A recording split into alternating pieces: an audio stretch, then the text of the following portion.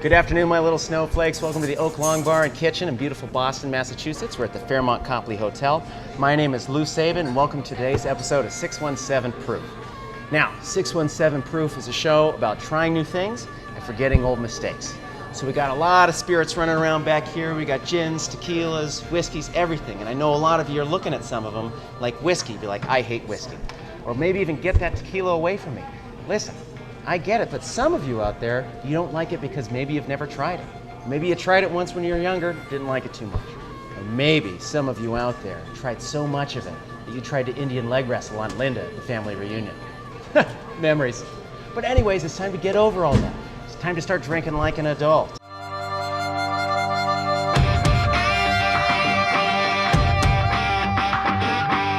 Okay, so today's episode we're going to be doing tequila. Now, I've spent many years behind bars here, and tequila is the spirit that people legitimately fear.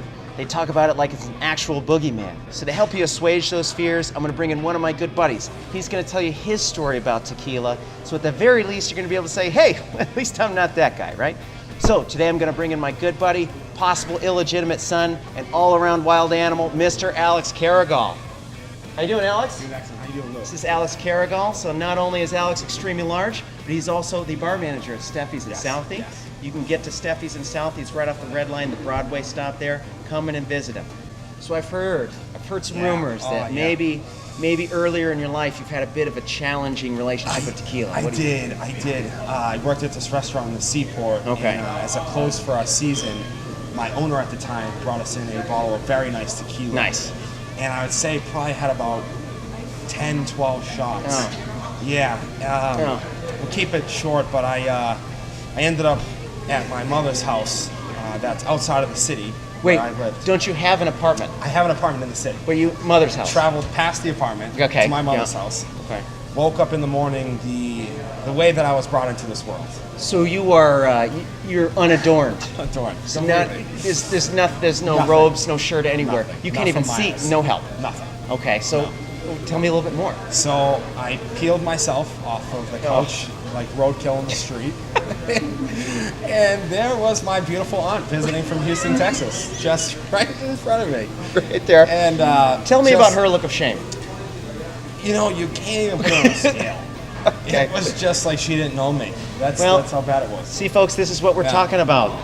Don't be this person. No. So, but Alex, my good young man here, was able to overcome this incident.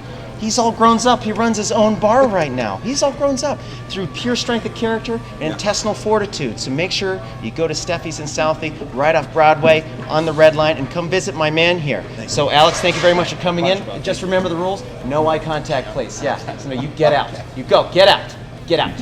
Okay. So for those of us who've been around a little bit of time, I think I understand why you guys don't like tequila. Now, a lot of us grew up tequila that may have not been up to par. As my friend David Ravandi from head distiller of 123 Tequila says, tequila has come a long way. When I was a kid, when I was younger, it was all about Jose Cuervo Gold. The label said gold, it's gotta be good, right? No, it's actually terrible. Gold doesn't really mean anything. Usually what it means is it's infused with a whole bunch of artificial tinctures and dyes and flavorings to make it look like it was actually aged when it's really not. It's actually total garbage. So what is tequila? Tequila starts as the blue agave plant in the Jalisco state of Mexico. Now, the most important thing you need to know when making your tequila purchase is on the label, say 100% agave or puro agave. Now, what is it if it's not that? It's a spirit called a mixto. It is 51% agave, 49% God knows what. Usually it's the cheapest grain-neutral spirit they can find, or maybe some distilled sugar beet juice that they bought God knows where. So maybe it's beginning to come a little bit clear why you felt like you got hit by a UPS truck the last time you binged on tequila. Now, with that said, once again, it's important not to be brainwashed by all this marketing that goes around out here. We talked about gold, there's also platinum. As we discussed before, that doesn't really mean anything. So what does mean something? You need to know 3 words. We got blanco, which is Spanish for white. We got reposado, which is Spanish for rested, and añejo, which is Spanish for aged. So blancos are tequilas that are aged up to 2 months. Reposados are aged in between 2 months and a year, and añejos are aged over a year. Now, there's other kinds of classifications like extra añejo and that sort of thing. Don't worry, we're just going to worry about these 3 for now. So, us here at the Oak Lawn Bar and Kitchen, we're very interested in helping you find out about tequila. We've got a beautiful classic room here, 103 years old. So to celebrate that, we're going to go with an equally classic cocktail. It's called El Diablo. We've got 4 ingredients to make our cocktail today.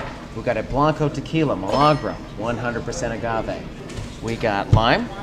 We got creme de cassis, which is a French liqueur made from black currants, dark and sweet, complement the limes. Last, ginger beer, add a nice spiciness to bring everything all together.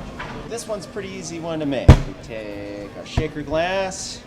We're gonna go 2 ounces of our Blanco tequila. Once this is Milagro, put that in there. We're gonna do 3/4 ounce of our creme de cassis. And we're going to do 3/4 ounce of lime juice. And we're going to shake it up.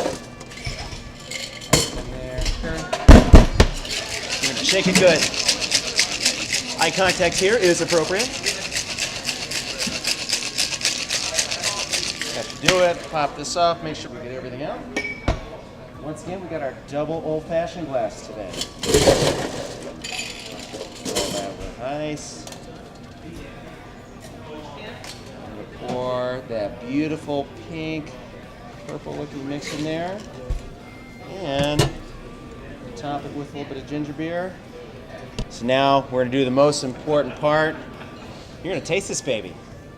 So not only is it delicious, more importantly, it's going to make everyone around you immediately more interesting and attractive. Capital. So that's it for us here today at 617 Proof. Thank you very much for watching. If you like it, make sure you like it on YouTube. Or hell, even come down here and visit me at the Oak Lawn Bar and Kitchen. If you hated it, make sure you leave a comment, because if you don't tell me I look like the kid from Jerry Maguire with an even bigger head, how am I going to know? Anyways, thanks for playing, kids, and now you get out of my bar.